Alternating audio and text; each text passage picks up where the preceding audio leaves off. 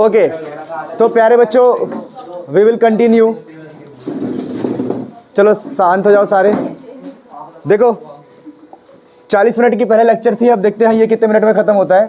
काफ़ी डिटेल में पढ़ रहे हैं हम, लेकिन फास्ट रहेंगे बहुत ज़्यादा। देखो पिछली बार, ध्यान दो सारे, पिछली बार हम यहाँ तक पहुँचे थे कि भाई फोर्स का जो फॉर्मूला है वो Q1 Q2y आर स्क्वायर, और जो कि ये फोर्स का मैग्नीट्यूड था। क्या था ये? Magnitude of force. अब ध्यान देने वाली बात क्या बेटा, हमने लास्ट टाइम कंपैरिजन किया था। कौन सा कंपैरिजन किया था बेटा?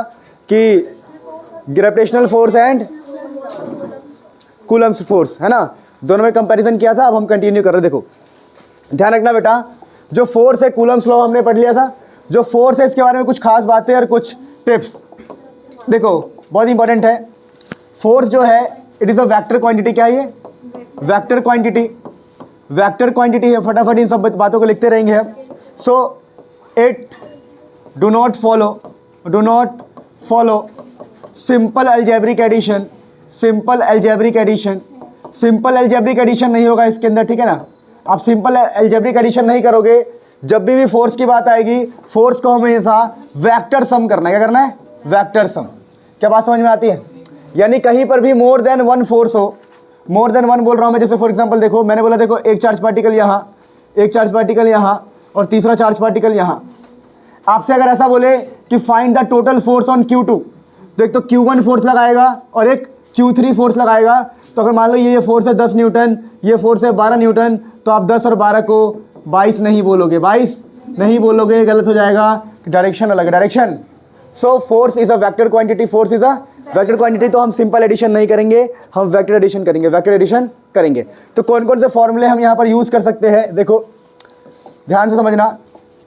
चलो नेक्स्ट स्लाइड पे कर लेते हैं। देखो अगर कभी भी ऐसा बन रहा हो, फोर्स ऐसे बन रहे हो, F1 F2 एग्जाम्पल भी करेंगे हम, उनके बीच में एंगल थीटा हो, तो ध्यान रखना बेटा, इनका जो रिजल्ट आएगा कहीं ना कहीं इन दोनों के बीच में रहेगा। कहीं भी जो रिजल्ट होगा, रिजल्ट फोर्स रिजल्टेंट, उसका फॉर्मूला होगा बेटा, क्या सबको पता है? Under root F1 square F2 square 2F1 F2 cos theta.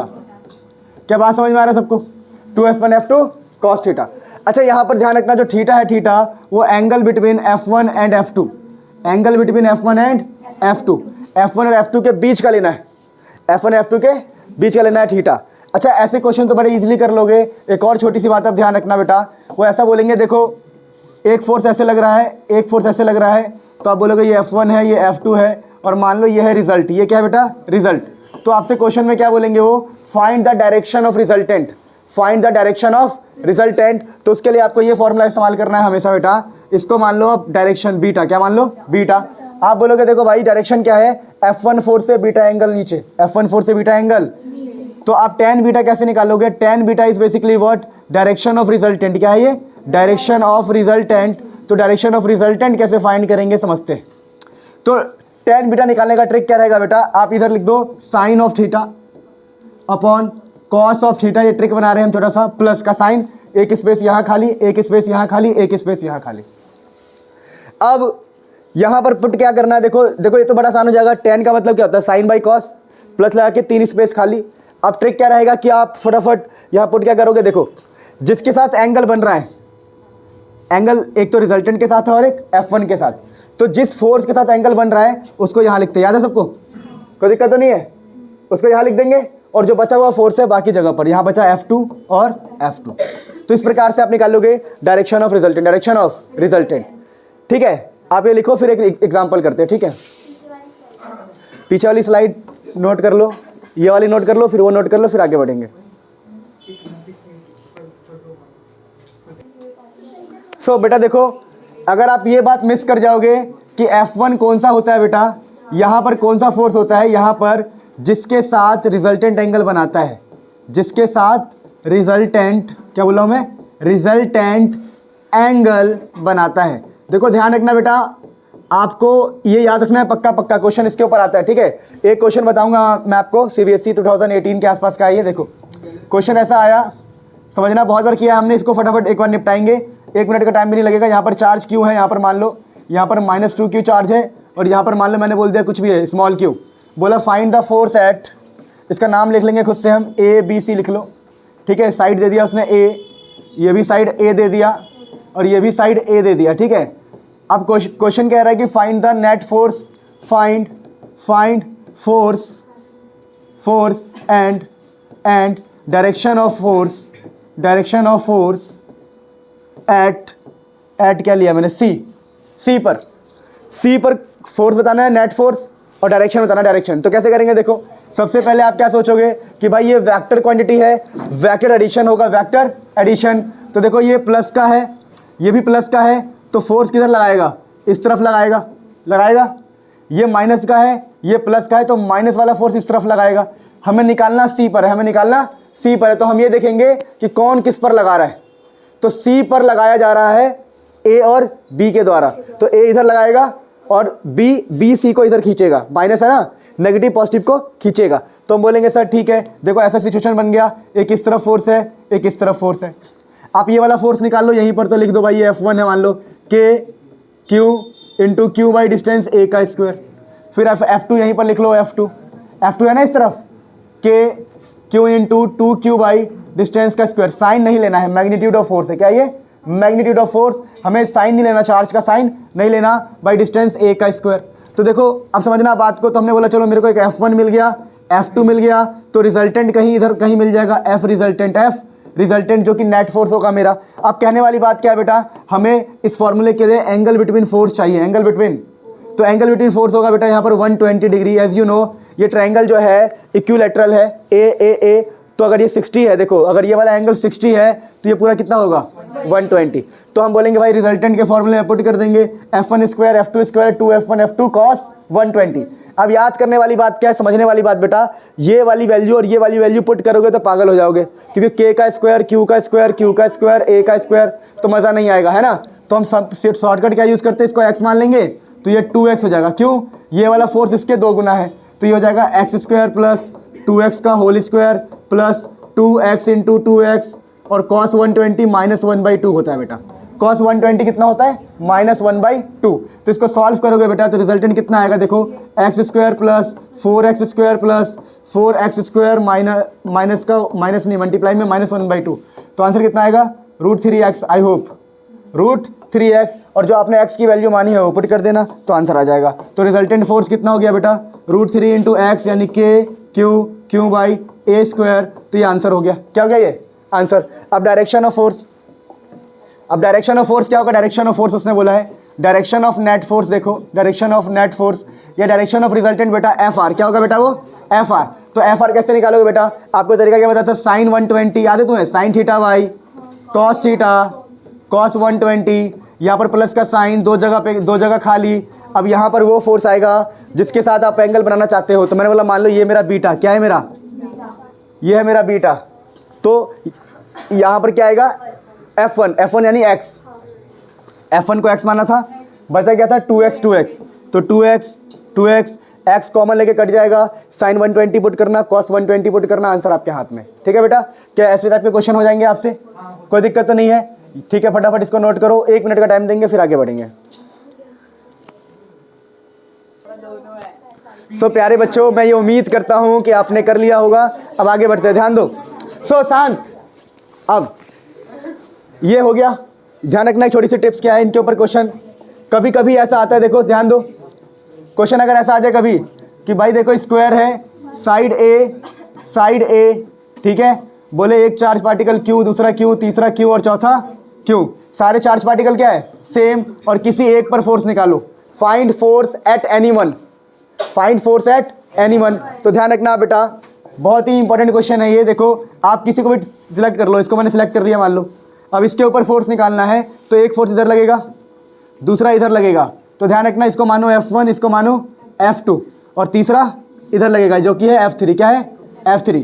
तो आप क्या करोगे बेटा, सबसे पहले 2 फोर्स को सॉल्व करना है सबसे पहले, क्योंकि हमारे पास जो फॉर्मूला है √F1 square F2 square, 2 force के लिए, कितने फोर्स के लिए। तो आप क्या करो बेटा, सबसे इजी वाला ये होगा, अगर आप इसको और इसको सॉल्व कर लो, अगर इन दोनों को सॉल्व कर लोगे तो एक आंसर आएगा जो किस तरफ होगा, बीच में। कहाँ पर होगा, बीच में, इस तरफ एक को। अब इनका देखो resultant of force, resultant of 1 and 2, result of 1 and 2 आ जाएगा इस तरफ बीचों बीच में। आ जाएगा। फिर उसमें डायरेक्टली आप ऐड कर सकते हो, डायरेक्टली इसको ऐड कर सकते हो। तो फाइनल आंसर क्या होगा, समझ में आया? फाइनल आंसर देखो, फाइनल आंसर बेटा, फाइनल आंसर क्या होगा कि F resultant of 1 and 2 plus में F3, प्लस में F3। तो ये हमारा फाइनल आंसर है। क्या बेटा? Final answer. तो ये हमारा आंसर है। अब मुझे बताओ resultant of F1 and F2 कैसे निकालेंगे? तो हम ऐसे निकाल लेंगे, under root of F1 square F2 square cos 90 0, cos 90 पूरा 0 हो जाएगा। तो सिर्फ बचेगा F1 square and F2 square. जैसा कि हम जानते हैं चार्ज सारे सेम है, चार्ज सारे सेम है, डिस्टेंस भी क्या इक्वल है। इसका मतलब क्या है, जो F1 आएगा वो भी इक्वल, F2 आएगा वो भी इक्वल। आप करके देख लो, F1 आएगा K Q1 Q2, K Q1 Q2 by distance का स्क्वायर A का स्क्वायर।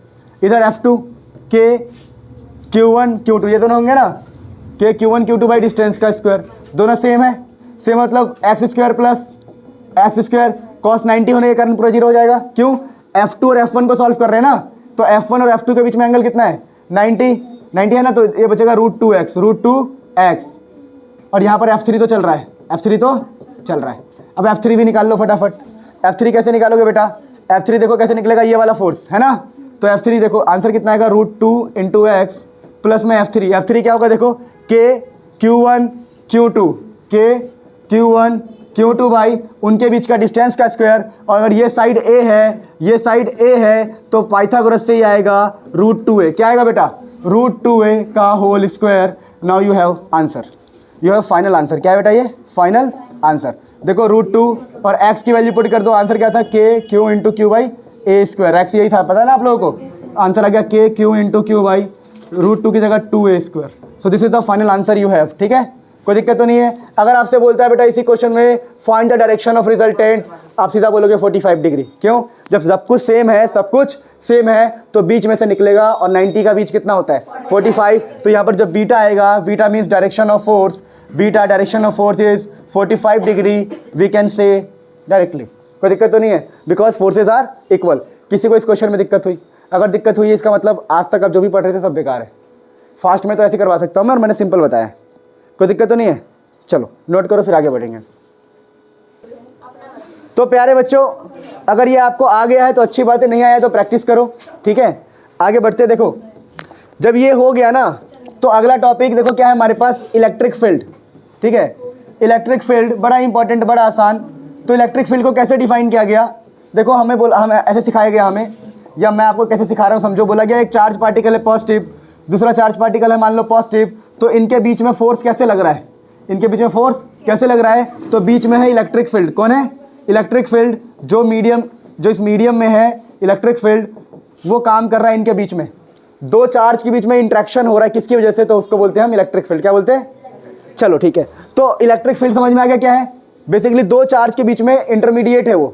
दो चार्ज के बीच में, जैसे केमिस्ट्री में रिएक्शन होता है ना कि रिएक्टेंट प्रोडक्ट के बीच में इंटरमीडिएट, वैसे ही इलेक्ट्रिक फील्ड है यहाँ पर इंटरमीडिएट, कि पॉजिटिव पॉजिटिव में रिपल्शन कौन करवाता है? Electric field. अच्छा, इलेक्ट्रिक फील्ड को डिफाइन कैसे करते हैं? It is the space around a charge particle. देखो अगर ये चार्ज पार्टिकल है तो इसके आसपास की जो जगह है, it is the space around a charge particle where the force of attraction and repulsion can be experienced. तो ये डेफिनेशन होती है, ठीक है ना। अच्छा, मैथमेटिकल डेफिनेशन क्या बनाई गई है इसकी? देखो तो बोला गया, देखो इलेक्ट्रिक फील्ड की वजह से लगता क्या है? तो इलेक्ट्रिक फील्ड की वजह से लगता है फोर्स। क्या लगता है? फोर्स। तो क्या बोला गया? देखो इलेक्ट्रिक फील्ड क्या है? तो बोला गया electric field is basically electric field force पर यूनिट चार्ज। क्या बोला गया? फोर्स पर यूनिट चार्ज, पर यूनिट चार्ज। कहने का मतलब क्या है कि मान लो आपने यहाँ पर कोई प्लस क्यू रखा, प्लस क्यू, तो यहाँ पर कोई भी चार्ज पार्टिकल है, ध्यान दो, यहाँ पर कोई चार्ज पार्टिकल है 1 कूलम। कितने कूलम? 1 कूलम। तो इस पर कितना फोर्स लगेगा? वही इलेक्ट्रिक फील्ड है। तो हमने फोर्स निकाला, फोर्स है हमारे पास K Q × 1 बाई डिस्टेंस का स्क्वायर, और इसी का नाम रख दिया हमने इलेक्ट्रिक फील्ड। क्या रख दिया इसका नाम? Electric field. तो electric field is basically what, कि 1 कूलम चार्ज पर कितना फोर्स लग रहा है, 1 कूलम चार्ज पर कितना फोर्स लग रहा है, उसी को बोला गया electric field. So we have a formula for electric field. क्या फॉर्मूला है हमारे पास इलेक्ट्रिक फील्ड का? देखो कि अगर कोई प्लस क्यू चार्ज है, प्लस क्यू चार्ज, तो किसी भी डिस्टेंस पे, r डिस्टेंस पे इलेक्ट्रिक फील्ड का जो फॉर्मूला होगा वो होगा KQ by r square. KQ by r square. Basically electric field क्या है? एक फोर्स ही तो है, बस दूसरे चार्ज को आपने 1 कूलम माना है। कितना माना है? 1 कूलम। यानी जितने भी क्वेश्चन हमने किसके किए हैं? फोर्स के, हम इलेक्ट्रिक फील्ड में भी कर सकते हैं, इलेक्ट्रिक फील्ड में भी कर सकते हैं। समझ में आया? आप कहानी को समझना बेटा और कुछ खास बातें। अच्छा, electric field is basically force पर यूनिट चार्ज, फोर्स पर यूनिट चार्ज। तो इसको लिखने का एक और तरीका है, देखो इलेक्ट्रिक फील्ड को ऐसे भी लिखा जाता है फोर्स पर यूनिट चार्ज, पर यूनिट, ठीक है, ये फोर्स पर यूनिट चार्ज, फोर्स पर यूनिट चार्ज, कि फोर्स पर यूनिट चार्ज को हम क्या बोलेंगे? Electric field. फॉर एग्जांपल अगर मैं यहाँ पे प्रूफ कराऊँ आपको, मान लो एक प्लस क्यू चार्ज है यहाँ पे, ये इसको बोलेंगे हम सोर्स, क्या बोलेंगे इसको? सोर्स, जो इलेक्ट्रिक फील्ड पैदा कर रहा है। और यहाँ पर कोई चार्ज है क्यू नॉट, इसको हम भले ही टेस्ट चार्ज बोल देते हैं, है ना, फिजिक्स की लैंग्वेज में। तो बताओ इनके बीच में जो फोर्स है, इनके बीच में जो फोर्स है वो कितना होगा? तो सर बोलो, आप बोलोगे सर देखो के कैपिटल क्यू नॉट बाई कितना, डिस्टेंस का स्क्वायर। अब हमने बोला इलेक्ट्रिक फील्ड क्या है? तो फोर्स पर यूनिट चार्ज। तो आपको क्या करना पड़ेगा? इलेक्ट्रिक फील्ड लिखने के लिए जो भी फोर्स आया है उसको क्यू नॉट से डिवाइड, क्यू नॉट से। अब जैसे क्यू नॉट से डिवाइड करोगे बेटा, देखो ये कट जाएगा, कट जाएगा ना, ये कटने के बाद आंसर क्या आ जाएगा? देखो के क्यू बाई आर स्क्वायर। तो बात वही पड़ गई ना। कैसे भी घुमा लो बेटा, आपको कुछ नहीं करना है, इलेक्ट्रिक फील्ड निकालने के लिए बगल वाले चार्ज को कितना मानना है? 1। मतलब जैसे मैंने आपको बताया था, पर अभी नहीं, अभी तो सिस्टमेटिक तरीके से हम कर रहे हैं बात को, कोई दिक्कत तो नहीं है, पक्का पक्का। तो देखो बहुत ऊपर ऊपर से हमने किया इलेक्ट्रिक फील्ड को, पर काफी डिटेल में हो गया बात कि electric field basically what, the space around the charge particle where the force of attraction and repulsion can be experienced. उसके बाद बताया electric field is numerically equal to force पर यूनिट चार्ज। तो हमने बोला कि फोर्स 1 कूलम के charge को बोलते हैं हम इलेक्ट्रिक फील्ड, क्या बोलते हैं?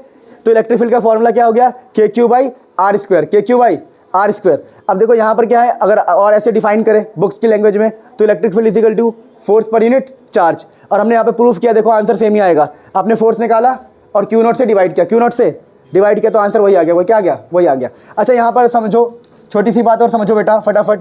क्या छोटी सी बात समझ सकते हो? अगर कभी आपको क्वेश्चन देता है, क्वेश्चन ऐसे बोलता है कि भाई देखो यहाँ पर एक चार्ज पार्टिकल है, यहाँ पर एक चार्ज पार्टिकल है, और किसी पॉइंट ए पर इलेक्ट्रिक फील्ड निकालो। क्या निकालो? Find electric field at A, find electric field at A. तो आप क्या बोलोगे? सर मुझे इलेक्ट्रिक फील्ड तो आता नहीं है, मुझे फोर्स आता है। क्या आता है मुझे? फोर्स। तो आप ऑटोमेटिक यहाँ पर क्या मानोगे? यहाँ 1 कूलम मानना। क्या मानना? अब इस पे फोर्स निकाल देना, और फोर्स ही क्या होगा? Electric field. आपको मैंने बताया बेटा 1 कूलम के चार्ज पर जो फोर्स होता है वही क्या होता है? Electric field. क्या फोर्स निकालना जानते हैं हम? कैसे जानते हैं? देखो आप बोलोगे सर ये प्लस क्यू चार्ज फोर्स इधर लगाता है, किधर लगाता है? माइनस क्यू फोर्स इधर लगाता है। तो ये फोर्स का फॉर्मूला हो जाएगा F1, तो के Q into 1, Q into 1 by distance का स्क्वायर, जो भी डिस्टेंस दिया हो ए। फिर इधर निकालोगे F2, फिर यहाँ से angle 120 under root F1 square plus F2 square 2F1 F2 cos 120। अब tan बीटा का फॉर्मूला भी सेम लगा देंगे। क्या एवरीथिंग इज क्लियर? बस एक चार्ज की जगह पर, क्यू की जगह पर क्या आ गया? 1 कूलम। कोई दिक्कत है? इलेक्ट्रिक फील्ड का टॉपिक समाप्त होता है, और भी कुछ एडिशनल बातें हम कर लेंगे, आप चाहो तो नोट कर सकते हो इसे। ठीक है बेटा, नोट करो। मेरे प्यारे बच्चों देखो, अगर आप अभी भी नहीं समझ पा रहे हो तो भाई दोस्त आपका है, ठीक है? फिर प्रॉपर वाले नोट्स जो पुराने वाले हैं उनको फॉलो कर लेना, ठीक है? ये तो फास्ट में इतना ही हो पाएगा, ध्यान रखना। अब ध्यान दो, अगर इस क्वेश्चन को अगर मैं बोलूँ तो कैसे होगा? सेम चीज़ रहेगा ना। चलो एक बार फटाफट इस क्वेश्चन को एक बार रिपीट कर ही लेते हैं ना, फटाफट इस क्वेश्चन को इलेक्ट्रिक फील्ड के फॉर्म में। यहाँ पर क्यू ले लो, यहाँ पर प्लस का 2 क्यू ले रहा हूँ, देख लो इस बार क्या है? प्लस का 2 क्यू। क्वेश्चन चेंज हो गया। अब आप समझना, ये है ए, साइड ए, और यहाँ साइड क्या हो गया? ए। और अब किसी बंदे ने आपको बोला कि भाई ए पर ना तुम नेट इलेक्ट्रिक फील्ड फाइंड कर दो, फाइंड नेट इलेक्ट्रिक फील्ड या रिजल्टेंट, क्या बोले वो? Resultant electric field at A. तो आपके मन में एक ही सवाल, एक ही चीज़ आना चाहिए कि सर ने बोला था इलेक्ट्रिक फील्ड ही फोर्स है, इलेक्ट्रिक फील्ड ही पर 1 कूलम के चार्ज के लिए। तो आप ऑटोमेटिक मन के अंदर क्या मान लोगे? यहाँ पर 1 कूलम का चार्ज, क्योंकि इलेक्ट्रिक फील्ड बेसिकली फोर्स पर यूनिट चार्ज। अब आप क्या देखोगे कि भाई ये जो क्यू है वो किधर लगा रहा है? ए पर, इस साइड लगाएगा। तो लिख दो इसका फोर्स, लिख दो electric field equal to force equal to k Q into 1 by distance का स्क्वायर। फिर आप बोलोगे सर ये बंदा किधर लगाएगा? तो ये लगाएगा इस तरफ। क्या लिख दोगे? इलेक्ट्रिक फील्ड E2, इसको E1 ले लो, F1 ले लो। E2 is equal to F2 is equal to k 2Q into 1 by distance का स्क्वायर। तो क्या हमारे पास E2 और E1 आ गया, या F1 F2 आ चुका है? अब इसमें एक को x मान, एक हो जाएगा 2x। क्यों? क्योंकि हमें पता है भाई कॉम्प्लेक्स हो जाएगा ना ऐसे, तो ये x हो गया, ये 2x। अब आपके पास सिचुएशन ऐसी है, देखो एक फोर्स इस तरफ, एक फोर्स इस तरफ है आपके पास x, इस तरफ क्या है? 2x। तो आंसर क्या आएगा बेटा? रिजल्टेंट कहीं ना कहीं आएगा, तो F R, और इनके बीच का एंगल इस बार 60 डिग्री होगा। कितना होगा? x और 2x के बीच का एंगल कितना होगा 60, F1 F2 के बीच का एंगल कितना होगा 60। तो आंसर निकल जाएगा बेटा रिजल्टेंट का FR is equal to √x² 2x², ठीक है, x² प्लस 2x का होल स्क्वायर 4x² हो गया, plus 2x into 2x into cos 60 होता है बेटा कितना 1/2, cos 60 1/2, तो कितना बचा देखो, सब ऐड हो गया ना, x² plus 4x² plus 2x², कितना हो गया 2x², तो आगे √7x कितना आ गया। अब x की वैल्यू जो भी है उसको पुट कर देना, x की वैल्यू जो भी है उसको। आपको आपसे बोले सर बताओ डायरेक्शन ऑफ फोर्स, क्या बोले वो डायरेक्शन ऑफ इलेक्ट्रिक फील्ड बोल दे, direction of electric field, direction of electric field. तो मैं उम्मीद करता हूँ आप लिखोगे tan बीटा ना, क्या लिखोगे tan, तो आप लिखोगे ऐसे करके कि वो होगा tan बीटा, क्या होगा वो tan बीटा, जो क्या जाएगा sin 60 बाई cos 60, और यहाँ पर प्लस का साइन, दो स्पेस खाली, और यहाँ पर वो वाला लिखोगे जिसके साथ आप एंगल देखना चाहते हो। मैं देखना चाहता हूँ इसके साथ, तो ये मेरा हो जाएगा बीटा, क्या हो जाएगा, तो इस बार एंगल में 2x के साथ बनाया, 2x के साथ, तो यहाँ पर क्या आ जाएगा 2x, यहाँ पर x, यहाँ पर x। इस प्रकार से इसको सॉल्व करने से आपको एक एंगल मिलेगा, that will be direction of resultant, direction of resultant. क्या बात समझ में आती है। अगर इस क्वेश्चन को इजीली कर लोगे आप लोग। अगर मैं दूसरा क्वेश्चन आपको दूँ, आप खुद से ट्राई करना बेटा, दूसरा क्वेश्चन में अगर आपको इसी में करवाऊँ तो आप ऐसे भी कर सकते हो। उसने बोल दिया यहाँ पर क्यों है, यहाँ पर क्यों है, यहाँ पर क्यों है, और find the net electric field at A. तो आप क्या करेंगे दोबारा बेटा, हम बोलेंगे ये वाला बंदा इधर लगाएगा इलेक्ट्रिक फील्ड, ये वाला बंदा इधर लगाएगा, और ये वाला बंदा इधर लगाएगा। इसको E1 मान लोगे, इसको E2 मान लोगे, इसको E3 मान लोगे, और दोबारा आप क्या कहोगे बेटा, जो E1 और E2 का रिजल्टेंट है इस तरफ होगा, resultant of E1 and E2 इस तरफ होगा। तो नेट आंसर क्या होगा बेटा, नेट आंसर होगा बेटा कि resultant of E1 plus E2, उसमें हम क्या ऐड कर देंगे E3 को। और E1 और E2 के रिजल्टेंट को सॉल्व करना बड़ा आसान है, कैसे, cos 90, तो x² प्लस x², आंसर क्या आएगा √2x। दोनों सेम क्यों होगा, दोनों x होगा ना। अब x की वैल्यू निकाल के देखो, तो KQ इंटू 1 माना ना यहाँ पर अपने आप, हमने क्या माना 1 बाई डिस्टेंस का स्क्वायर जो भी दे रखा होगा। वैसे E2 निकल जाएगा KQ बाई डिस्टेंस का स्क्वायर जो भी दे रखा होगा। तो यहाँ पर आप पुट कर दो x की वैल्यू √2x, कितना हो जाएगा KQ बाई डिस्टेंस का स्क्वायर। और E3 कैसे निकालोगे, ये वाला E3 ये वाला है ना, तो KQ बाई डिस्टेंस कितना निकलेगा पाइथागोरस से √2a, डायगोनल √2a का होल स्क्वायर, दैट इज इस तरीके से। और डायरेक्शन क्या होगा, डायरेक्शन 45 डिग्री, क्यों, सारी चीज़ इक्वल है ना सेम, तो 45 डिग्री डायरेक्शन होगा। कैसा, बात समझ में आ गई। चलो नोट करो, फिर आगे बढ़ेंगे फटाफट। तो प्यारे बच्चों, आप टॉपिक्स को आगे बढ़ाते हैं बेटा, फास्ट रिवीजन कर रहे हैं बहुत ज़्यादा, तुम सबको आ रहा है अच्छे से ना, पक्का। आप देखो ध्यान से, अब इलेक्ट्रिक फील्ड के बारे में कुछ खास बातें, प्रॉपर्टीज ऑफ इलेक्ट्रिक फील्ड देखो, प्रॉपर्टीज ऑफ इलेक्ट्रिक फील्ड बहुत इंपॉर्टेंट है, प्रॉपर्टीज ऑफ इलेक्ट्रिक फील्ड, ठीक है। तो इसके ऊपर ना छोटा सा ट्रिक मैंने बनाया था, देखो वो ऐसे लिखा था नॉइज, सुना तुम लोगों ने, NOIS नॉइज। ये देखो बोलेगा right 2 properties of electric field, right 3 properties of electric field. आगे होता है CTS, आपका मन करे तो याद रखो, नहीं मन कर रहा तो मत करो। 7 प्रॉपर्टीज है, सब कवर हो जाएगा इसके अंदर। नॉइज N4 क्या हो जाएगा, देखो electric field is normal, electric field is normal to conductor. क्या बात समझ में आ गया। हमेशा electric field normal to the conductor होता है। जब भी कोई कंडक्टर दिखेगा कंडक्टर, उस पर 90 डिग्री पर इलेक्ट्रिक फील्ड होगा। कितनी डिग्री पर, क्या ये हम सैकड़ों बार कर चुके हैं। अगर क्वेश्चन आता है कि 90 डिग्री पर क्यों होगा, क्वेश्चन क्या आता है 90 डिग्री पर क्यों होगा, तो जो बच्चे पहली बार पढ़ रहे हैं उस मेरी बातों को लिख लेंगे, ठीक है। थोड़ा सा लिख लेना इंग्लिश में या हिंदी में जैसा मन करे।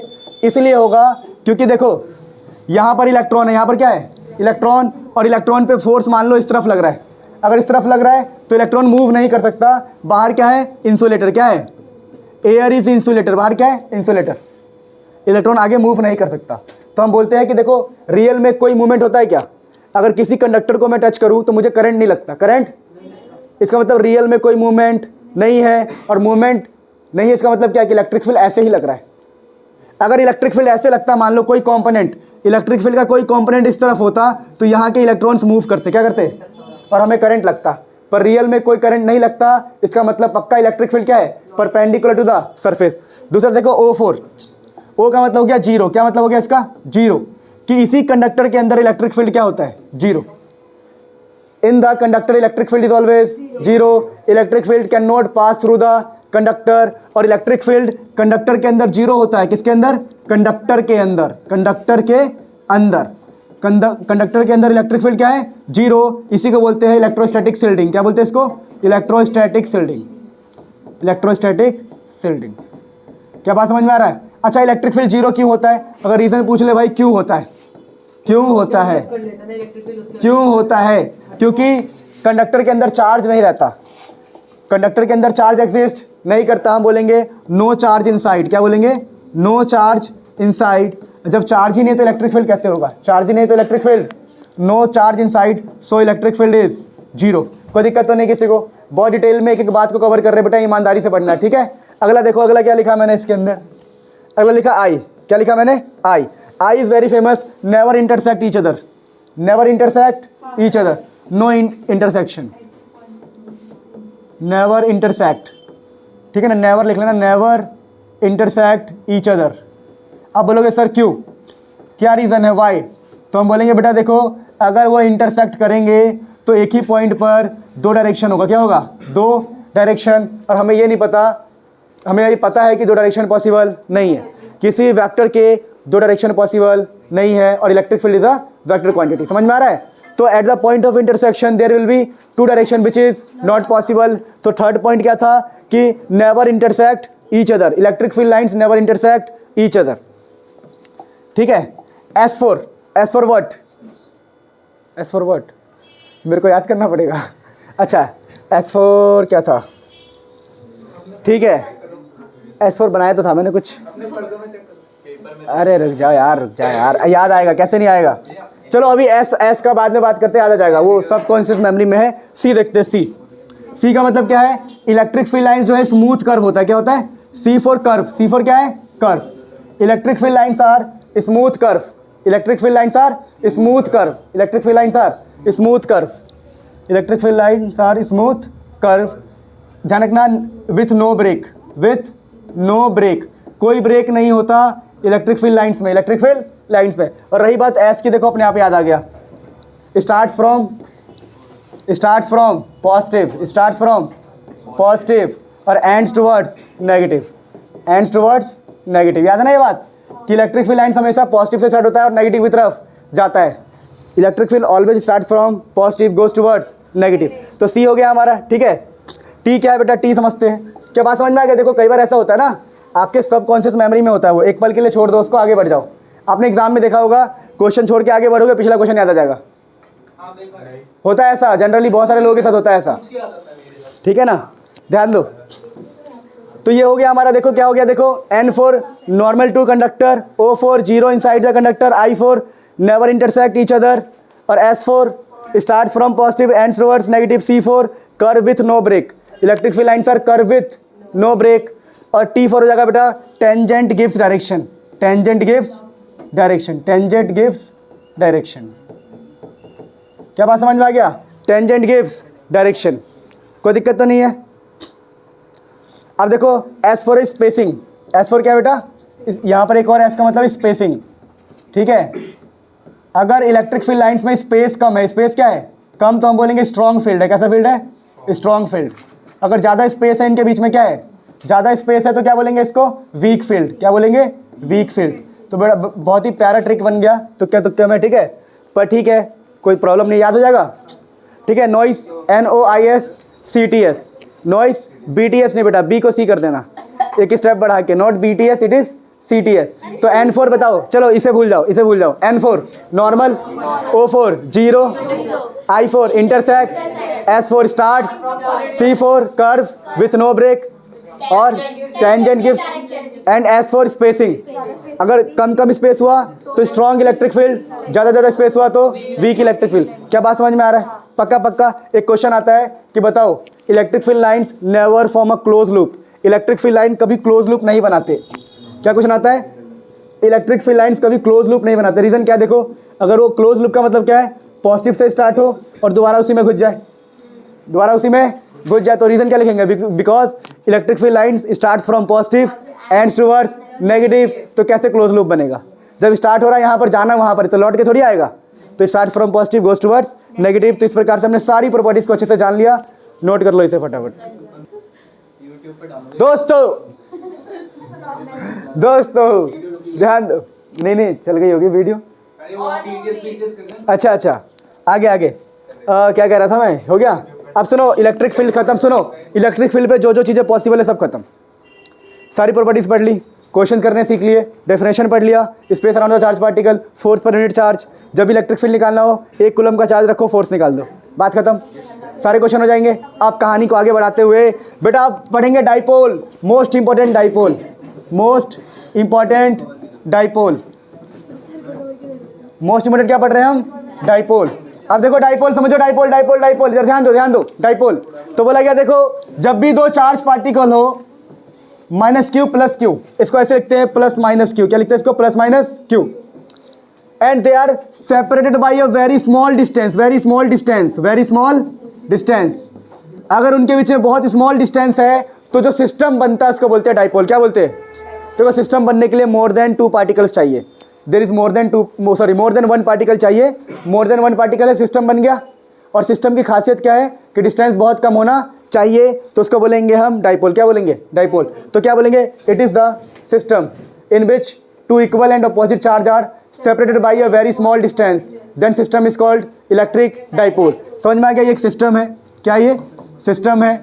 प्लस माइनस क्यू का, जिनके बीच में डिस्टेंस बहुत छोटा है। डिस्टेंस क्या है? बहुत, डिस्टेंस बहुत छोटा। प्लस माइनस के बीच में डिस्टेंस बहुत छोटा, तो उसको बोला हमने इलेक्ट्रिक डाइपोल। क्या बोला बेटा उसको हमने? Electric dipole. अब कहानी समझना बड़ा इंपॉर्टेंट है। इलेक्ट्रिक डाइपोल की कुछ खास बातें समझना। जैसे हमने बोला ये माइनस क्यू है, ये प्लस क्यू है, डिस्टेंस बहुत छोटा है, तो हम यहाँ पर एक सेंटर ऑफ डाइपोल डिसाइड करते हैं, ओ। क्या करते हैं? ओ। अगर मैं डिस्टेंस को डी लेता हूँ तो मुझे यहाँ पर d/2 और d/2 करना पड़ेगा, जिससे प्रॉब्लम स्टार्ट हो जाएगी। प्रॉब्लम स्टार्ट, कैलकुलेशन में हम नहीं चाहते फ्रैक्शन हो, हम कैलकुलेशन में नहीं चाहते फ्रैक्शन हो, तो हमने डिस्टेंस को क्या मानना स्टार्ट कर दिया, जो बहुत फेमस है, उसको 2d लेते हैं लोग, या फिर इसको 2a लेते हैं, या फिर इसको लेते हैं 2l। पर ये 2d पूरा बहुत छोटा है, 2a भी बहुत छोटा है, 2l भी बहुत छोटा है, तो इसको हम बोला करेंगे आज से a, इसको भी बोला करेंगे a। तो ये बन गया हमारा डाइपोल। क्या बन गया हमारा? डाइपोल। अब ध्यान देने वाली बात क्या है बेटा, डाइपोल मोमेंट की स्ट्रेंथ को बताने के लिए, स्ट्रेंथ ऑफ डाइपोल मोमेंट, क्या बोल रहा हूँ मैं? Strength of dipole moment, strength of dipole moment is given bye a quantity is called, क्या बोलते हैं उसको पता है? चलो सॉरी मैंने यहाँ पे लिख दिया पहले ही। Strength of dipole is given by dipole moment. Strength of dipole is given dipole moment. Dipole moment होता है क्या बेटा? It is a vector, it is a vector. ध्यान रखना, ये हाईलाइटेड पॉइंट है, एग्जाम में आएगा।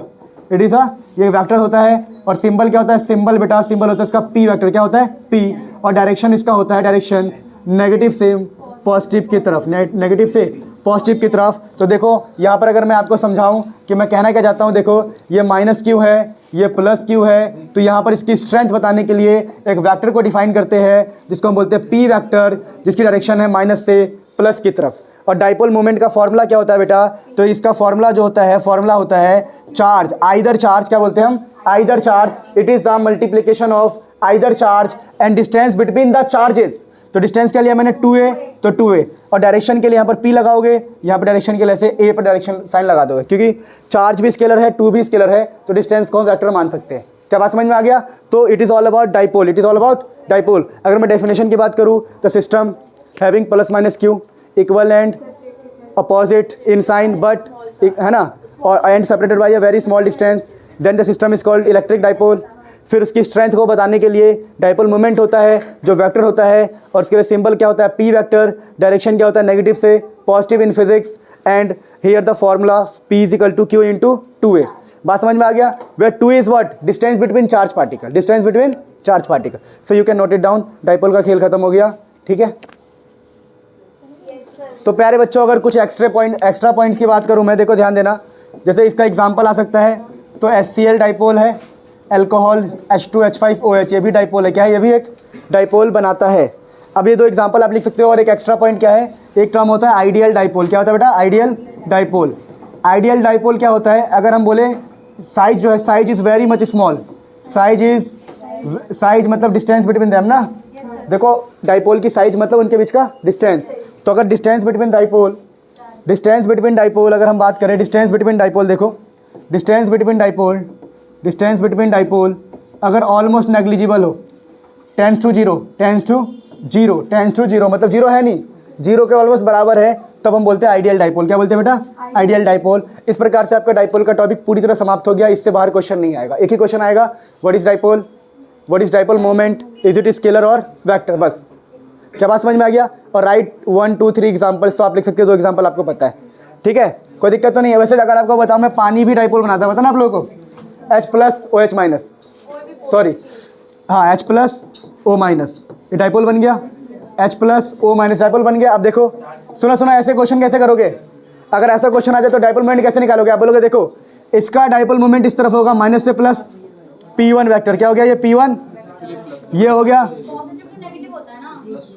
इलेक्ट्रिक डाइपोल मोमेंट की डायरेक्शन थी माइनस से प्लस, ठीक है। अब इधर देखो, ध्यान दो, माइनस से प्लस हो गया P1 वेक्टर, इधर हो जाएगा P2 वेक्टर, क्या हो जाएगा इधर P2 vector extra point, P1 vector, P2 vector, और इनके बीच में ये रिजल्टेंट आ जाएगा, तो रिजल्टेंट P रिजल्टेंट वेक्टर कैसे निकालोगे? P1 square plus P2 square 2P1 P2 cos theta, angle between. बात समझ में आ रहा है? जब भी आपसे बोले कि भाई सिचुएशन ऐसा दे दे, सिचुएशन खतरनाक सी दे दे भाई, मतलब और मुश्किल क्वेश्चन बना दे, ऐसा बना दे, मान लो एक रैंडम क्वेश्चन बना रहा हूँ मैं कि यहाँ पर एक प्लस क्यू चार्ज हो, यहाँ पर प्लस क्यू चार्ज हो, और आपसे बोले यहाँ पर माइनस 2 क्यू चार्ज है, ठीक है, find the net dipole moment, find the net dipole moment. तो क्या करोगे आप? इसको ऐसे कर लेना, देखो आप इसको ऐसे कर दो, इसको तोड़ के ऐसे लिख दो। वैसे ऐसे इस लेवल के क्वेश्चन आपके में आएगा नहीं, तो मैं नहीं करवा रहा हूँ। वैसे मैंने बता दिया, एक एग्जांपल बता दिया ना मैंने, कि आप वेक्टर का इस्तेमाल कर सकते हो डाइपोल मोमेंट के लिए भी, कोई दिक्कत तो नहीं है। बाकी अगर और एडवांस पढ़ना हो तो चलो पढ़ना ही क्यों एडवांस, आगे बढ़ते हैं, ठीक है। बहुत लॉजिकल बात है, पढ़ना ही क्यों है। सो रिवीजन कर रहे हैं वन शॉट, उसमें मैं थोड़ा भावनाओं में बह गया था। चलो कहानी स्टार्ट करते हैं दोबारा। सो ये डाइपोल खत्म हो गया। अब क्वेश्चन आता है, देखो आपने बोला एक plus q charge electric field पैदा करेगा, हमने कहा एक minus Q charge electric field पैदा करेगा, हमने बोला हाँ। तो डायरेक्शंस बताओ इनकी इलेक्ट्रिक फील्ड की ना, तो ड्रॉ करने के लिए आएगा, तो हम ड्रॉ कर रहे हैं, देखो ड्रॉ कर रहे हैं, और क्वेश्चन आता है एग्जाम में कि प्लस के लिए इलेक्ट्रिक फील्ड ऐसे होगा, देखो बाहर की तरफ निकलता हुआ, बताया था ना मैंने। और कहाँ जाएगा ये? कुछ भी नहीं है तो इन्फानाइट। कहाँ जाएगा ये? अगर नेगेटिव नहीं है बगल में तो कहाँ जाएगा? इन्फानाइट। अगर ऐसा हो जाए कि एक प्लस चार्ज हो, क्या हो, और बगल में नेगेटिव हो, तब तो पक्का पता लग रहा है कि यहाँ जाएगा, ठीक है, ठीक है। अगर अकेला पॉजिटिव है तो इन्फानाइट पे जाएगा, कुछ है नहीं ना, ठीक है। अगर सिर्फ नेगेटिव होता, अगर कहीं पर सिर्फ नेगेटिव होता, वो आएगा कहीं ना कहीं से। बात समझ पा रहे हो? अगर 2 पॉजिटिव होता, एक प्लस दूसरा प्लस, तो क्या होता? देखो यहाँ रिपल्शन स्टार्ट हो जाएगा ना, ऐसे कि ये इस तरफ मुड़ जाएगा, ये इस तरफ, इनके बीच में जो प्रेशर डेवलप होता है उसको बोलते हैं लेटरल प्रेशर। क्या बोलते हैं? ये प्लस से निकल रहा है, प्लस से निकल रहा है। बात समझ में आ गया? 2 नेगेटिव के लिए भी सेम बनेगा, 2 नेगेटिव के लिए भी सेम बनेगा। ये डाइपोल का केस है, डाइपोल दिख रहा है आप लोगों को? ये डाइपोल भी तो ऐसे होता है, प्लस माइनस। तो क्वेश्चन आए कि draw the electric field lines for dipole, बना दोगे, ड्रॉ फॉर पॉजिटिव चार्ज बना दोगे, ड्रॉ फॉर नेगेटिव चार्ज बना दोगे। कोई दिक्कत है किसी को? कोई प्रॉब्लम है किसी को? हाँ, इनके इन फील्ड लाइन्स के बीच में एक प्रेशर डेवलप होगा जिससे फोर्स लगता है 2 चार्ज पार्टिकल के बीच में। उसने इलेक्ट्रिक फील्ड भेजा, एक पॉजिटिव ने इलेक्ट्रिक फील्ड इधर भेजा, एक पॉजिटिव ने इधर भेजा, दोनों में एक प्रेशर डेवलप हुआ, धक्का लग गया। कोई दिक्कत तो नहीं है? पक्का? तो आप इन सब चीज़ों को नोट करो, फिर हम आगे बढ़ेंगे। बेटा जब ये सब पढ़ लिया तो अब अगला है डाइपोल के बारे में थोड़ा सा और। देखो हम सबको पता है, लॉजिकली हम सबको पता है बेटा, क्या लॉजिकली पता है कि जो हमारा डाइपोल है उसमें प्लस माइनस चार्ज होता है, पता ना आप लोगों को, प्लस क्यू माइनस क्यू। तो हमें पता है प्लस से इलेक्ट्रिक फील्ड निकलता है, माइनस से भी इलेक्ट्रिक फील्ड निकलता है, तो पूरे डाइपोल का कुछ ना कुछ इलेक्ट्रिक फील्ड होगा। क्या होगा? तो हम पढ़ेंगे electric field due to dipole, है ना, electric field due to dipole. तो electric field due to dipole, और हम उसको 2 जगह पढ़ेंगे। पहला हम डाइपोल को बनाते हैं और सिचुएशन को समझते हैं। ये प्लस क्यू माइनस क्यू, ठीक है। यहाँ पर हमारा सेंटर ऑफ डाइपोल है, सेंटर ऑफ डाइपोल। यहाँ तक के डिस्टेंस को बेटा हम ए बोलते हैं, यहाँ तक के डिस्टेंस को भी हम ए बोलते हैं। और एक बार हम इलेक्ट्रिक फील्ड यहाँ निकालेंगे, यहाँ से आर डिस्टेंस पे, सेंटर से आर डिस्टेंस पे, सेंटर से आर डिस्टेंस पे, दिख रहा है, सेंटर से आर डिस्टेंस पे, और इसका नाम दे रहा हूँ मैं, मान लो एम। तो एम पॉइंट पे निकालना है। इस एम पॉइंट को बोलते हैं बेटा हम एक्सियल, क्या बोलते हैं? एक्सियल पॉइंट, या एक्सियल लाइन पर या एक्सियल पॉइंट पर हमें इलेक्ट्रिक फील्ड निकालना है। तो हम पढ़ रहे बेटा electric field due to dipole, electric field due to dipole. दूसरा क्या है, अगर हम इसके जस्ट आगे जाए तो इस पॉइंट का नाम भी अगर हम एम दे तो इसका नाम होता है बेटा क्या होता है, इक्वेटोरियल, ठीक है, इक्वेटोरियल पॉइंट या इक्वेटोरियल लाइन या फिर इक्वेटोरियल पॉइंट खुद लगा लेना, इसी को बोलते हैं परपेंडिकुलर बाइसेक्टर। क्या बोलते हैं, परपेंडिकुलर बाइसेक्टर। देखो ये 90 डिग्री पर बाइसेक्ट कर रहा है हमारे डाइपोल को। तो दो जगह पर हमें इलेक्ट्रिक फील्ड निकालना है ड्यू टू डाइपोल, ठीक है। तो हम 2 मिनट या 4 मिनट का हार्डली हम करेंगे इसको ड्राइव। फटाफट इसको नोट करो, फिर हम आगे बढ़ेंगे। दो लोकेशन, इसको एक्सियल बोलते हैं, इसको इक्वेटोरियल बोलते हैं या फिर परपेंडिकुलर बाइसेक्टर बोलते हैं। बात समझ में आ गया, फटाफट नोट करो, फिर आगे बढ़ेंगे। आगे ध्यान दो, आगे ध्यान दो। पहले हम एक्सियल लाइन पे करेंगे, देखो एक्सियल पे। तो देखो बेटा, एग्जाम में आपको लेट करना होता है कि let a dipole having plus minus charge separated by a distance 2a, we wish to calculate the electric field at axial point, let the distance is r from the center। ये सब बातें कर लोगे खुद से। तो देखो क्या क्या आपको खुद लिखना है, पता लग गया। मैं बस काम की बातें करूँगा, माइनस क्यू प्लस क्यू, यहाँ पर सेंटर ये ए और यहाँ से मुझे r डिस्टेंस पर निकालना है, तो ये डिस्टेंस r लिख लूँगा मैं, ठीक है। इस पॉइंट पर निकालना है मुझे, तो ये वाला डिस्टेंस हो जाएगा r माइनस ए। आप बोलोगे सर कैसे, देख लो बेटा, पूरा अगर r है, नीचे a गायब हो गया तो r माइनस ए बचा। अब आपको नेट इलेक्ट्रिक फील्ड निकालना है। क्या निकालना है, नेट इलेक्ट्रिक फील्ड। तो आप बोलोगे सर देखो ई नेट का फॉर्मूला कैसे आएगा, तो आप बोलोगे electric field due to plus Q और electric field due to minus Q, दोनों को ऐड कर दोगे, क्या कर दोगे ना ऐड। तो ये कौन सा एडिशन है, वेक्टर एडिशन। क्या है, और ध्यान रखना एक लाइन के अलॉन्ग लग रहा है, तो हम सिंपल एडिशन भी कर सकते हैं साइन के साथ ना। एक लाइन के अलॉन्ग ही तो है, ये डायरेक्शन अलग थोड़ी हो रही है। चलो अब देखो, तो हम निकालेंगे electric field due to plus q, तो आंसर क्या आएगा, के क्यू इंटू 1। याद है, यहाँ पर 1 मान लेंगे, यहाँ 1 कूलम मान लो। इलेक्ट्रिक फील्ड ही फोर्स है, तो प्लस को नहीं है ना, तो प्लस इस पर फोर्स लगा रहा है। के क्यू इंटू 1 बाई डिस्टेंस हो गया r माइनस 1 का स्क्वायर, r माइनस ए का स्क्वायर होल स्क्वायर। अब ध्यान रखना डायरेक्शन किस तरफ है, डायरेक्शन देखो प्लस वाला इस तरफ लगाएगा, प्लस इस तरफ लगाएगा ना, तो डायरेक्शन पॉजिटिव है। अब यहाँ पर लिखता हूँ मैं, देखो इलेक्ट्रिक फील्ड के क्यू और डिस्टेंस किस तरफ है, डिस्टेंस ये वाला होगा, माइनस के लिए ये डिस्टेंस लेंगे तो पूरा हो जाएगा r प्लस ए। क्या हो जाएगा, r प्लस ए का होल स्क्वायर। अब ध्यान देना बेटा, इसकी डायरेक्शन किस तरफ है, माइनस हमेशा खींचता है, तो डायरेक्शन हो गया माइनस। क्या बात समझ में आ गया। तो इस प्रकार से हम इलेक्ट्रिक फील्ड निकाल सकते हैं बहुत ही ईजिली। तो इलेक्ट्रिक फील्ड का आंसर आ चुका है। आप यहाँ से कुछ भी क्या कर सकते हो बताओ, कॉमन ले लोगे, के क्यू कॉमन लेने के बाद एलसीएम ले लोगे, r प्लस ए का होल स्क्वायर और r माइनस ए का यहाँ पर होल स्क्वायर और यहाँ पर r square minus a square का होल स्क्वायर, और खेल आपका खत्म। आपका मतलब क्वेश्चन का खेल खत्म। कैसे, अब इसको अब जब फर्दर सॉल्व करोगे बेटा, तो यहाँ पर जाएगा के क्यू, ये r square plus a square plus 2ar minus का r स्क्वायर माइनस का ए स्क्वायर प्लस का 2ar, ठीक है। और नीचे हो जाएगा r square minus a square का होल स्क्वायर, और ऊपर देखो जो कट रहा है काट दो, कट रहा है ना बहुत कुछ। तो के क्यू वाई अंदर बचेगा 4ar, क्या बचेगा 4ar by r square minus a square का होल स्क्वायर। और मेरे प्यारे बच्चों ध्यान दो, यहाँ पे ध्यान देने वाली बात क्या है बेटा, के इंटू क्यू, 4 को लिख दो 2 इंटू 2a, आर को बगल में कहीं बाहर नहीं लिख दो। ऐसा मैं क्यों कर रहा हूँ आप जानते हो, इंटेंशनली, सब कुछ इंटेंशनली किया जा रहा है बच्चों। देखो ध्यान दो, अब मैं जानता हूँ P जो होता है वो Q इंटू 2a होता है, तो देखो मेरे को 2a यहाँ से मिल जाएगा, चार्ज यहाँ से मिल जाएगा, तो क्या क्या बचेगा, देखो K की जगह K बचेगा, यहाँ 2 और ये तो चला गया ना, ये वाला, ये दोनों चले गए ना, तो 2 बचेगा, P बचेगा, R बचेगा, और यहाँ पर r square minus a square का होल स्क्वायर, तो ये आ गया ई एक्सियल। क्या आ गया, ये ई एक्सियल। तो ई एक्सियल आ चुका है बेटा। अब देखो सुनो, अब डायरेक्शन किस तरफ होगी इस इलेक्ट्रिक फील्ड की, तो यहाँ डायरेक्शन लगाना चाहो तो लगा सकते हो। देखो आप चाहो तो शुरू से भी लगा सकते हो, डायरेक्शन है इसकी इस तरफ। बोलो इस तरफ क्यों है, क्योंकि प्लस वाला पास था ना, तो प्लस का इलेक्ट्रिक फील्ड क्या होगा, ज़्यादा, तो नेट किस तरफ आएगा, नेट रिजल्टेंट इस तरफ ही आएगा ना। प्लस वाला लगाएगा 50, माइनस वाला 30 लगाएगा, तो 20 का आंसर इस तरफ आएगा। तो हम बोलेंगे प्लस आई की तरफ, प्लस, क्या बात समझ पा रहे हो, प्लस आई की तरफ। आप डायरेक्शन यहाँ पर ऐसे दिखा सकते हो। देखो स्टार्टिंग से रखो, बेवकूफ़ मत बनाओ खुद को, ठीक है। यहाँ पर लिख दो नेट जो बनेगा आई की तरफ, डायरेक्शन दिखा रहा हूँ मैं स्टार्टिंग से ही, समझे, आई की तरफ डायरेक्शन दिखा रहा हूँ। यहाँ पे लिख दूंगा इस तरफ आई है, याद है Coulomb's law in vector form किया था हमने, ऐसी आई इस तरफ जे इस तरफ डायरेक्शन के लिए। तो हम स्टार्टिंग से ये करते हुए चलेंगे, वेक्टर लगाते हुए चलेंगे, कोई गलती का मौका नहीं बिल्कुल भी, ठीक है। ये इलेक्ट्रिक फील्ड, इलेक्ट्रिक फील्ड। अब ध्यान देना बेटा, P किस तरफ होता है, ध्यान दो इधर, P किस तरफ होता है प्यारे बच्चों, P किस तरफ होता है, P माइनस से प्लस, P वेक्टर भी इसी तरफ है, P वेक्टर भी I की तरफ है, किस तरफ है, I की तरफ।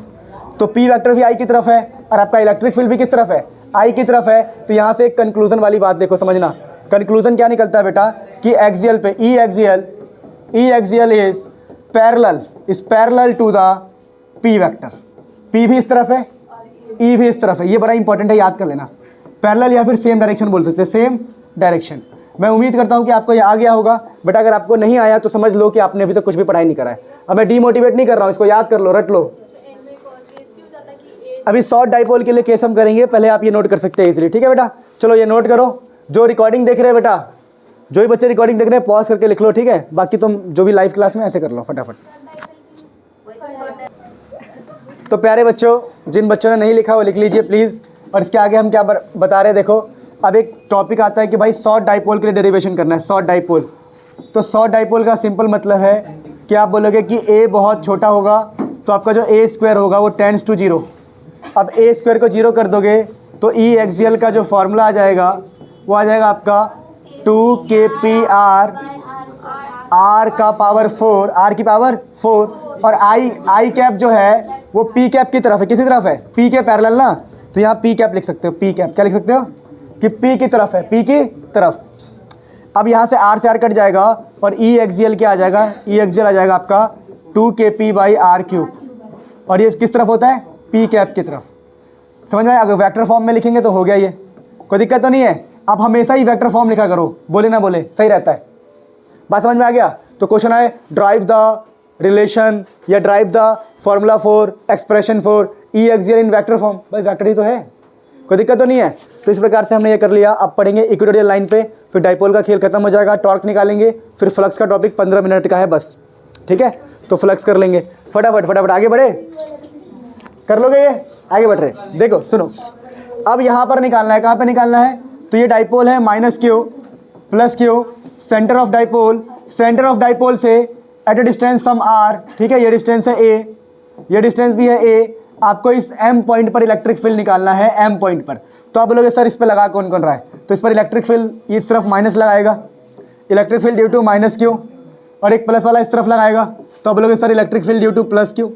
अब ध्यान देना बेटा, ये एंगल थीटा है, ये एंगल भी हम थीटा मानते हैं बेटा। और यहाँ पर देखो कुछ हम ड्रॉ कर रहे हैं एक्सिस, ठीक है, एक्सिस ड्रॉ कर रहे हैं हम, ठीक है, ध्यान देना। अब देखो जब ये एंगल थीटा है ना, तो बाई चांस ये एंगल भी क्या आएगा, थीटा, और ये एंगल भी क्या आता है, थीटा, ये भी एंगल क्या आता है। तो आप आंख बंद करके याद करो, माइनस का कॉस भी इधर होगा, -q cos थीटा, प्लस का कॉस भी इधर ही होता है, E + q cos थीटा। देखो कॉम्पोनेंट में ब्रेक किया हमने, अगर कुछ भी ऐसा हो तो थीटा के बगल वाला cos थीटा होता है, इसके थीटा के बगल में भी है तो ये भी cos थीटा आएगा, और दोनों के साइन इस तरफ आएंगे, माइनस वाले का साइन इस तरफ आएगा, E - sin थीटा, और इधर का भी E + sin थीटा। तो ध्यान रखना बेटा, ये दोनों कट जाएंगे आपस में, ये दोनों आपस में, तो आप लिखोगे, मेंशन करोगे, because E - q sin theta and E + q sin theta having equal and opposite direction, so they will cancel each other. So net electric field is given by E + q cos theta, E - q cos theta. तो आप E net लिख सकते हो बहुत easily बेटा। आप लिखोगे E net, क्या लिखोगे, E net = E + q cos theta और E - q cos theta। अब ध्यान देना मेरे प्यारे बच्चे, जितना +q का इलेक्ट्रिक फील्ड होगा उतना ही इलेक्ट्रिक फील्ड का -q का होगा कि नहीं होगा। रीज़न क्या है बेटा, रीज़न ये है बेटा, चार्ज सेम है, डिस्टेंस सेम है, सब कुछ क्या है सेम। तो हम बोल देंगे जो E नेट आएगा क्या आएगा, वो 2 से मल्टीप्लाई कर दो सीधा, 2E + q cos थीटा, दोनों सेम है ना। तो यहाँ से आप इजीली सॉल्व कर सकते हो इस क्वेश्चन को, और कुछ बचेगा भी नहीं। 2 की जगह पर 2 लिख दो, इलेक्ट्रिक फील्ड हो जाएगा k q डिस्टेंस का स्क्वायर, प्लस की वजह से हमने लिखा है ना, देखो प्लस माइनस सेम है ना, तो 2 मल्टीप्लाई हो जाएगा। तो प्लस कौन सा, ये वाला, तो k q × 1, याद है 1 लिखते हैं इलेक्ट्रिक फील्ड में, फोर्स निकाल रहे हैं हम, k q into electric field निकाल रहे हैं, यहाँ पर 1 कूलम मान लेंगे, k q × 1 डिस्टेंस का स्क्वायर, डिस्टेंस पाइथागोरस से कितना निकलेगा, √r² + a² का होल स्क्वायर, और बगल में है cos थीटा, क्या है cos थीटा। तो base upon hypotenuse, base upon, तो फटाफट ट्रायंगल में बेस अपॉन हाइपोटेनियस से निकाल लेते हैं। तो ये हो गया 2kq/√r² + a², under root cut जाएगा इस बार, ठीक है, 1 रहेगा। और बेस क्या है, बेस देखो ये ट्रायंगल देखो, बेस है आपका ए, बेस क्या है ए, और हाइपोटेन्यूज तो ये होगा, हाइपोटेन्यूज है ए स्क्वायर प्लस आर स्क्वायर का रूट, कितना है, रूट की पावर, रूट को बोलते हैं हाफ, क्या बोलते हैं। तो यहाँ से देखो कितना आसान हो गया बेटा, आप लिख सकते हो 2k इंटू, देखो 2 को हटाओ, देखो यहाँ पर q इंटू 2 इंटू ए, देखो p क्या होता है, p होता है चार्ज इंटू डिस्टेंस 2a, तो ये तो kp बन गया, ऊपर क्या बन गया k into p by r square plus a square की पावर 3/2। कैसे पता लगा बेटा, ये base same power head, base same power head. तो ये हो गया हमारा ई इक्वेटोरियल, क्या बन गया, ई नेट इतना आ गया, ये ई नेट इतना आ गया। अब ध्यान दो मेरे प्यारे बच्चों, क्या ध्यान देना बेटा, इंपॉर्टेंट, अगर हम वेक्टर को लेके चले, किसको लेके चले, वेक्टर, स्टार्टिंग से ही वेक्टर लेके चले, ध्यान दो इधर, स्टार्टिंग से ही वेक्टर लेके चले तो डायरेक्शन किस तरफ है, देखो जो नेट डायरेक्शन आ रही है, नेट डायरेक्शन किस तरफ, माइनस आई की तरफ, माइनस, यहाँ भी क्या आ जाएगा माइनस आई की तरफ, अरे कोई दिक्कत तो नहीं है, माइनस आई, तो यहाँ पर माइनस आई लेके चलो, हर जगह माइनस आई डायरेक्शन को लेके चलो, तो आंसर भी किस में आया, माइनस आई। यानी कि देखो इलेक्ट्रिक फील्ड दोनों इस तरफ है, अरे दोनों इस तरफ है ना, और आपका P किस तरफ है, P माइनस से प्लस इस तरफ है, P किस तरफ है, P इस तरफ है, तो क्या अपोजिट हो गया, कोई दिक्कत तो नहीं है। तो वेक्टर फॉर्म में क्या लिख सकते हैं हम, वेक्टर फॉर्म में हम लिख सकते हैं, देखो वहाँ पर माइनस आई का मतलब है दोनों कॉस वाले इस तरफ है, तो इक्वेटोरियल कितना हो गया, देखो k p r square plus a square की पावर 3/2, कैसे हुआ, बेस सेम पावर हेड, देखो पावर 1 और 1/2, 3/2 बेस सेम पावर हेड, और यहाँ पर लिख देंगे माइनस का p कैप, क्या लिख देंगे, माइनस का, क्योंकि हमें पता है उसके एंटी पैरेलल है, सॉरी एंटी पैरेलल, हाँ एंटी पैरेलल ही है, तो हम क्या बोलेंगे कि इक्वेटोरियल पे क्या होता है, इक्वेटोरियल पर direction of electric field is opposite to, direction of electric field is opposite to what, opposite to p vector, dipole movement के अपोजिट है, ध्यान रखना अपोजिट टू p वेक्टर, तो इसलिए माइनस p कैप आया। तो मैं उम्मीद करता हूँ कि आप ये कर लोगे बेटा, कितना आसान डेरिवेशन है, खुद देखो ना, 2e cos थीटा, e की वैल्यू पुट करी, 2 की वैल्यू पुट करी, और cos थीटा की value base upon hypotenuse, base same power head, इतना आ गया 3/2, माइनस आई का मतलब है कि दोनों इस तरफ है, तो हमने बोला भाई p तो इस तरफ होता है माइनस से प्लस, इस तरफ है तो नेगेटिव साइन आ गया, p वेक्टर आ गया। अब कहानी को समझना बेटा बड़ा आसान है, शॉर्ट डाइपोल देखो, शॉर्ट डाइपोल, अगर स्पेशल केस हम निकाले शॉर्ट डाइपोल, तो शॉर्ट डाइपोल के केस में क्या होगा मेरे प्यारे बच्चों, a square again 0, so what you will get कि भाई ई इक्वेटोरियल जो आ गया वो आ गया KP बाई आर, देखो ए 0 करोगे r cube, KP by r cube करके देखना बेटा, ये देखो 2 से 2 कट जाएगा, 3 बचेगा, ठीक है। So we have this. अब सबसे मोस्ट इंपोर्टेंट इसके बाद हम करेंगे, जब तक आप नोट कर लो ये। सो प्यारे बच्चों आपने ये पढ़ लिया। अब एक इंपॉर्टेंट चीज़ है, रिलेशन बिटवीन, टॉपिक का नाम देखो, रिलेशन बिटवीन ई एक्सियल, मेरे से फिर कोई पूछेगा नहीं बेटा कि ये क्या है, RB का मतलब, अगर आप ध्यान नहीं दोगे अभी तो, relation between E axial and equatorial for short dipole, ये इंपॉर्टेंट है, काफ़ी क्वेश्चन आता है इसके ऊपर, ठीक है। शॉर्ट डाइपोल तो देखो ई एक्सियल जो था वो था 2kp/r3, और इक्वेटोरियल जो था वो था kp/r3, kp/, दोनों को डिवाइड कर दो तो आंसर मिल जाएगा आपको, रिलेशन क्या मिल जाएगा, जो ई एक्सियल है वो 2 टाइम्स है ई इक्वेटोरियल के, दिख रहा है ना, अरे एक अकेला है तो एक दुगना है ना, देखो यहाँ 1 से मल्टीप्लाइड है, वहाँ पे 2 से मल्टीप्लाइड है, वेरी इंपॉर्टेंट रिलेशन। इसके ऊपर क्वेश्चन कैसा आएगा, आपको दोनों में से एक दे देगा, दूसरा पूछेगा, ई एक्सियल देगा, इक्वेटोरियल पूछेगा, इक्वेटोरियल देगा, ये पूछेगा। जनरली जितने भी डाइपोल होते हैं हमारे पास छोटे वाले ही होते हैं, कैसे होते हैं, तो आप कहीं पर भी आंख बंद करके ये फॉर्मूला यूज़ कर सकते हो, आपका आंसर ऑलमोस्ट सही आएगा, ठीक है। आप प्रॉपर फॉर्मूला जब भी डाइपोल का यूज़ करना हो, यही यूज़ करना, अप्रॉक्स में आंसर आएगा, ठीक है। So we are moving to the next article, है ना, ये हो गया। अब समझते हैं छोटी सी बात, इंपॉर्टेंट है, आगे बढ़ूँ मैं फटाफट, ठीक है, ध्यान दो बेटा, ध्यान दो, बड़ा इंपॉर्टेंट। अब ना ये मोस्ट इंपॉर्टेंट टॉपिक है, इंपॉर्टेंट। देखो अगर हम बोले कि भाई देखो ये इलेक्ट्रिक फील्ड है, कैसा है, इक्वल स्पेसिंग है इनके बीच में, मतलब यूनिफॉर्म इलेक्ट्रिक फील्ड, कैसा है ये, यूनिफॉर्म इलेक्ट्रिक फील्ड। अगर कोई पूछे यूनिफॉर्म इलेक्ट्रिक फील्ड की पहचान क्या है, तो इक्वल स्पेसिंग होता है, कैसा होता है, इक्वल स्पेसिंग। जब भी इक्वल स्पेसिंग हो तो समझ जाओ यूनिफॉर्म इलेक्ट्रिक फील्ड। अब यूनिफॉर्म इलेक्ट्रिक फील्ड में मान लो ये इलेक्ट्रिक फील्ड फैला हुआ है ऊपर नीचे हर जगह ऐसे, अब इस इलेक्ट्रिक फील्ड में मैंने एक डाइपोल को रखा है ऐसे, बिना किसी एंगल के, तो आप पाओगे कि देखो भाई, हमें ये पता है कि अगर इलेक्ट्रिक फील्ड इस तरफ जा रहा है तो पॉजिटिव से स्टार्ट हो रहा होगा और नेगेटिव की तरफ जा रहा होगा। तो हमें क्या फील मिलता है बेटा, हमें ये फील मिलता है कि ये माइनस प्लस इस तरफ अट्रैक्शन होगा और ये प्लस माइनस इस तरफ अट्रैक्शन होगा। तो जो हमारा डाइपोल है वो आराम से वहीं पे रहेगा, क्योंकि यूनिफॉर्म इलेक्ट्रिक फील्ड है तो फोर्स भी क्या होगा, सेम। तो इस तरफ जितना अट्रैक्शन है उतना ही इस तरफ है, तो कुछ भी होने वाला नहीं है, ना रोटेशनल मोशन, ना लीनियर मोशन, ना ट्रांसलेटरी मोशन, किसी टाइप का मोशन होने वाला नहीं है। पर हम खेल अगर खेल लेंगे थोड़ा सा, इसको किसी एंगल पे अगर लटका देंगे ऐसे, देखना समझना कुछ, कि हमने बोला ये हमारा इलेक्ट्रिक फील्ड है और ये मेरा डाइपोल है with some angle minus q plus q. तो बेटा ध्यान रखना, अब खेल बदल गया है, टाइम बदल गया है। जो अट्रैक्शन प्लस इस तरफ होगा, माइनस इस तरफ होगा, अब अट्रैक्शन इस तरफ है और इस तरफ है।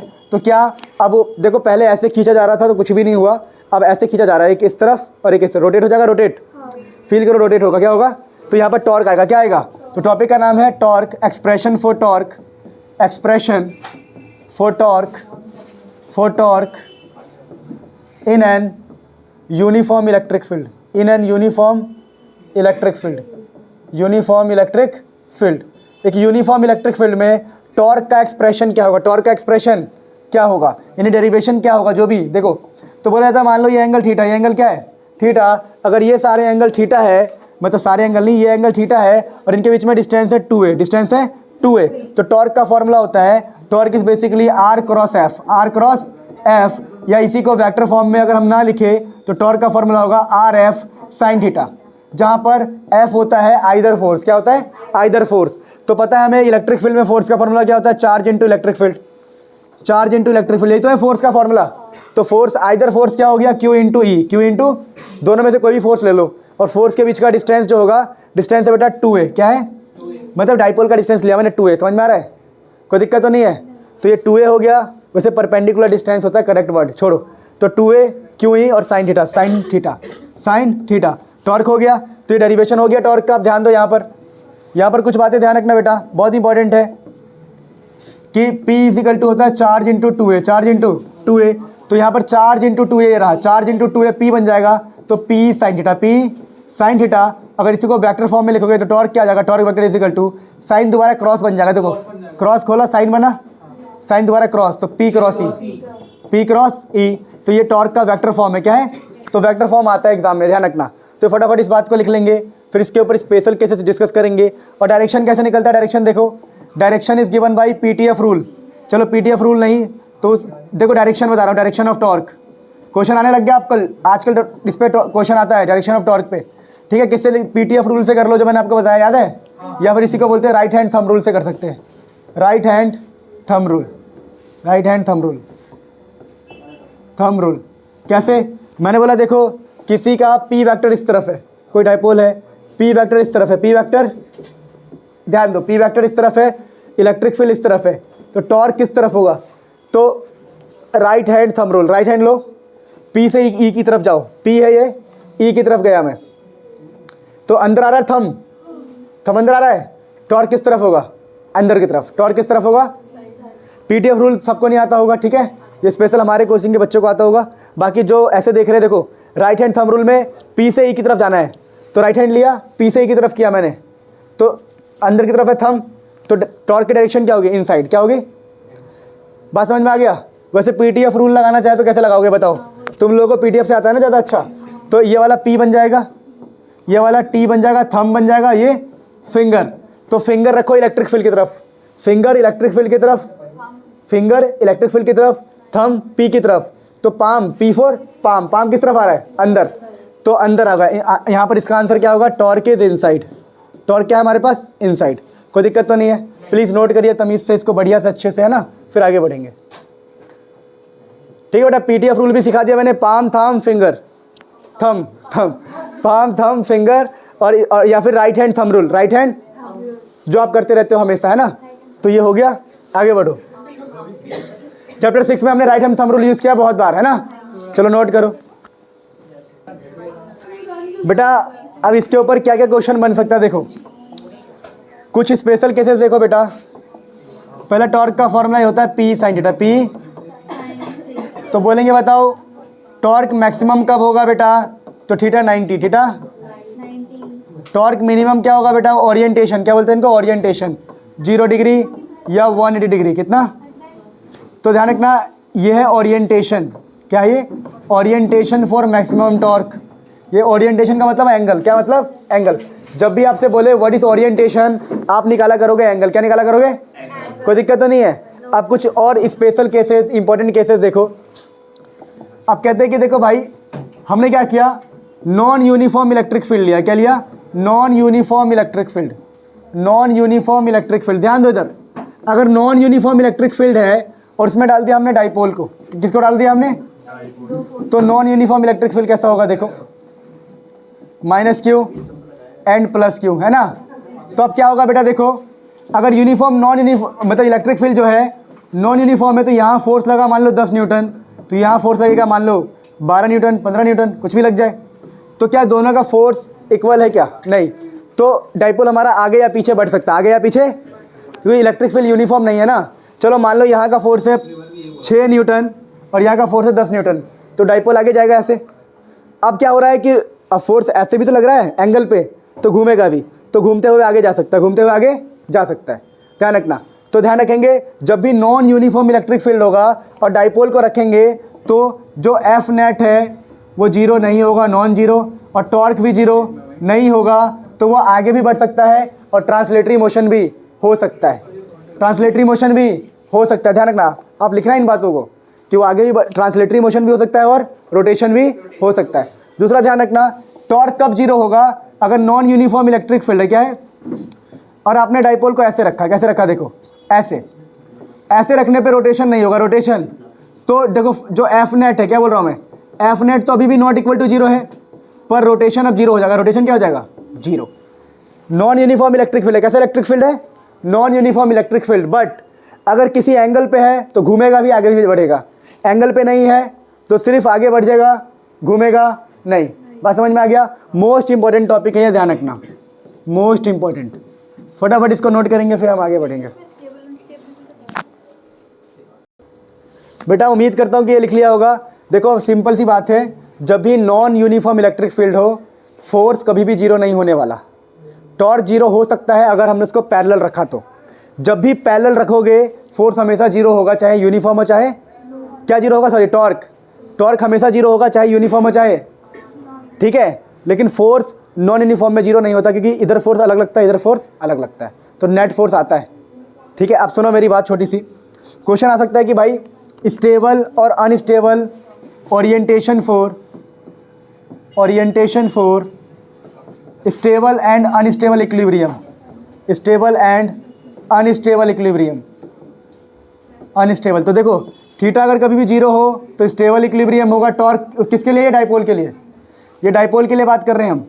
अगर आपने क्या किया कि इलेक्ट्रिक फील्ड को पैरेलल रखा पी वेक्टर के, तो होगा आपका स्टेबल इक्विलिब्रियम। क्या होगा, मतलब आपका जो डाइपोल है वो स्टेबल इक्विलिब्रियम में है। देखो ये माइनस क्यू, यहाँ पर प्लस क्यू, पी वेक्टर किस तरफ है, पी वेक्टर है इस तरफ, दिख रहा है, और इलेक्ट्रिक फील्ड भी किस तरफ है, इस तरफ। सो हम क्या कहेंगे बेटा कि यहाँ पर कौन सा इक्विलिब्रियम है, स्टेबल इक्विलिब्रियम। दूसरी बात को समझना बेटा, दूसरी बात क्या है देखो, इफ अगर थीटा आपने 180 डिग्री कर दिया तो बन जाएगा अनस्टेबल इक्विलिब्रियम, अनस्टेबल इक्विलिब्रियम।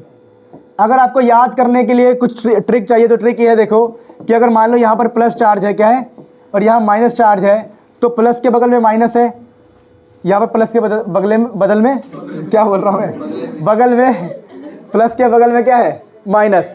तो यहाँ पर देखो इधर भी और इधर भी फोर्स लग रहा है ऐसे, तो ये स्टेबल इक्विलिब्रियम की कंडीशन में है। बात समझ पा रहे हो। लेकिन अगर थीटा 180 डिग्री हो गया, इसका मतलब क्या है कि इलेक्ट्रिक फील्ड जो है वो एंटी पैरेलल हो जाएगा पी वेक्टर के, anti parallel to, anti parallel लिखना, एंटी पैरेलल। अब देखो इसका मतलब क्या है कि आपका इलेक्ट्रिक फील्ड तो इस तरफ है, इलेक्ट्रिक फील्ड तो इस तरफ है, पर सब कुछ उल्टा कर दिया आपने, प्लस को इधर कर दिया, प्लस को इधर कर दिया और माइनस को इधर कर दिया, प्लस नहीं माइनस को इधर कर दिया, उल्टा कर दिया ना, और प्लस को इधर कर दिया। तो होगा क्या, अब पी वेक्टर किस तरफ है, पी वेक्टर देखो, पी वेक्टर है इस तरफ, पी वेक्टर है इस तरफ, और इलेक्ट्रिक फील्ड किस तरफ है, इस तरफ। तो ये आप देखो अनस्टेबल कैसे हो जाएगा, तो उसके लिए ट्रिक याद रहेगा। ट्रिक देखो, यहाँ प्लस है और यहाँ पर क्या है, माइनस, तो प्लस प्लस में रिपल्शन, माइनस माइनस में रिपल्शन, तो डाइपोल अनस्टेबल फील कर रहा है, अनस्टेबल। तो अगर डाइपोल सही तरीके से रखा गया है पैरेलल तो स्टेबल, और एंटी पैरेलल 180 घुमा के तो क्या हो जाएगा, अनस्टेबल इक्विलिब्रियम। क्या बात समझ में आती है आप लोगों को? ये मोस्ट इंपॉर्टेंट है और मैंने बहुत डिटेल में समझा दिया आपको। अब इसे नोट करेंगे, फिर हम आगे बढ़ेंगे, गॉस थ्योरम की तरफ बढ़ेंगे, फ्लक्स की तरफ बढ़ेंगे। तो ठीक है, अगले लेक्चर में करते हैं। 10-15 मिनट का टॉपिक रह गया आपका, और हमें एक असाइनमेंट भी डिस्कस करना है, तो साथ में हो जाएगा, ठीक है। So meet you in the next class, bye बेटा।